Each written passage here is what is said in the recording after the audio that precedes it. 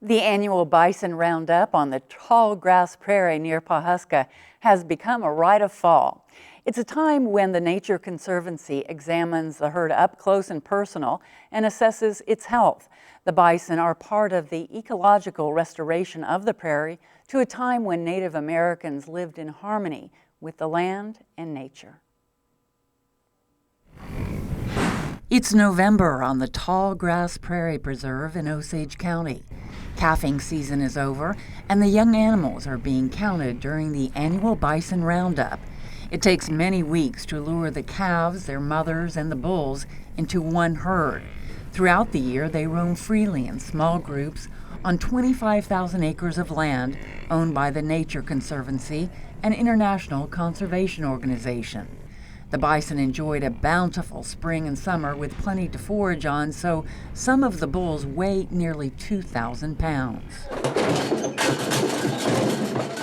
It takes many skilled ranch hands to corral the more than 2,600 animals for their yearly vaccinations.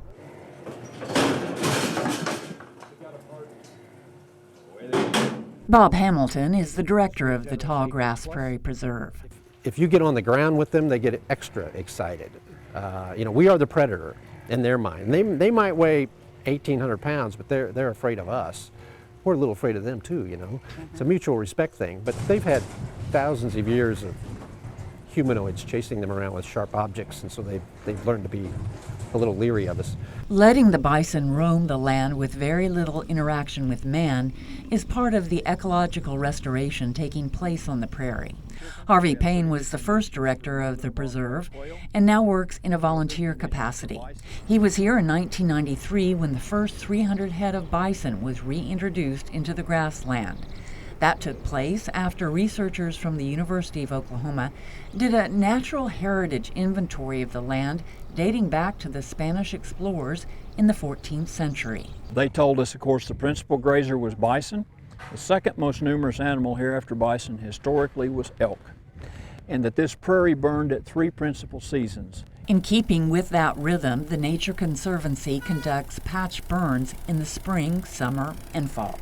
They said the highest incidence of fire and what really made this a prairie were the fires that occurred in mid-October, and those were set almost exclusively by Native Americans.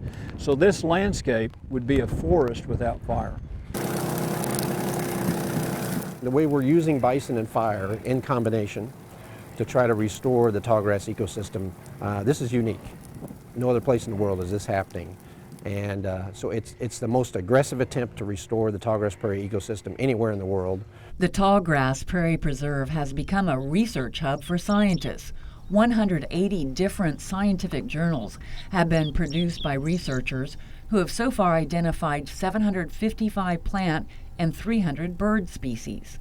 The Nature Conservancy has a footprint in all 50 states and 35 countries. Spokesperson Katie Hawk explains what evolves here can reach around the world. We're able to take it and apply it on a global scale and deal with situations such as climate change and help other communities be able to apply solutions to these large conservation challenges. Conditions are now prime for the return of the greater prairie chicken and the northern bobwhite quail. But here, they're letting nature take its own course. We're not trying to recapture any point in time. We're trying to restart the ecological forces that shape this landscape so it can continue to evolve into whatever direction it goes. So